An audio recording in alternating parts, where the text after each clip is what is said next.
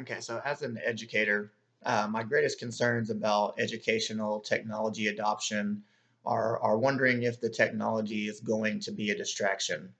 Currently at the junior high school where I'm teaching, we do have Chromebooks, and they're used for quite a few different things, turning in assignments, Google Classroom.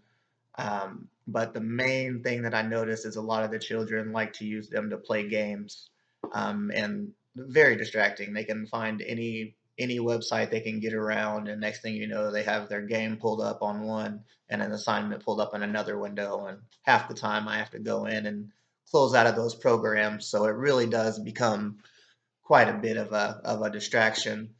The next thing is, can teachers troubleshoot the issues that may occur? A lot of times with the adoption of new technology, you run into problems that you didn't foresee.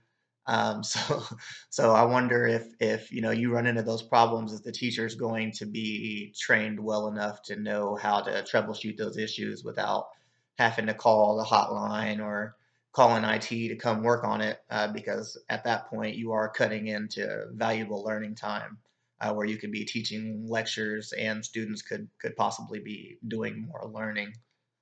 The question here is, what question should an instructor, instructional designer, or administrator consider when implementing new technology?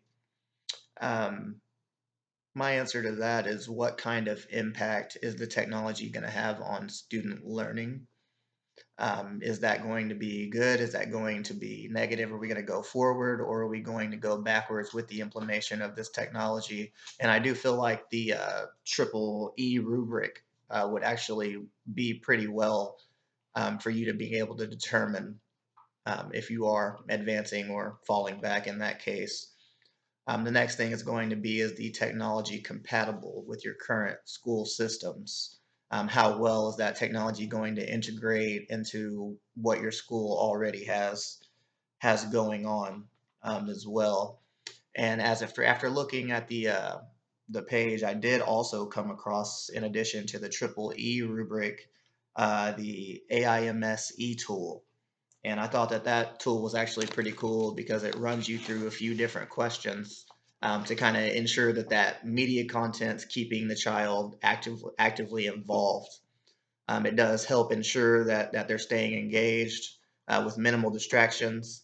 And if the child is not engaging, it does give you a few alternatives to what you could do in order to get them back on track, whether that be getting them off the computer and working on something that this student has interest in, or like food, like eating. Like I said, there's quite a few different things that it does list for you to backtrack to. So I would definitely say that the AIMS model, and also the triple E evaluation rubric can be beneficial for you when you are considering that technology. The last thing I would say as well, is making sure that that information is secure. You definitely want to make sure, if your children are working on these new technologies, that the technology is doing what it's supposed to be doing, and it's not sending a bunch of information, pictures, stuff that can easily fall in the wrong hands. So I also did see that there was a security QR code. I didn't have the chance to go through that one, but that would have been the next one that I went through. So I appreciate it. I hope I answered all the questions. Have a good day.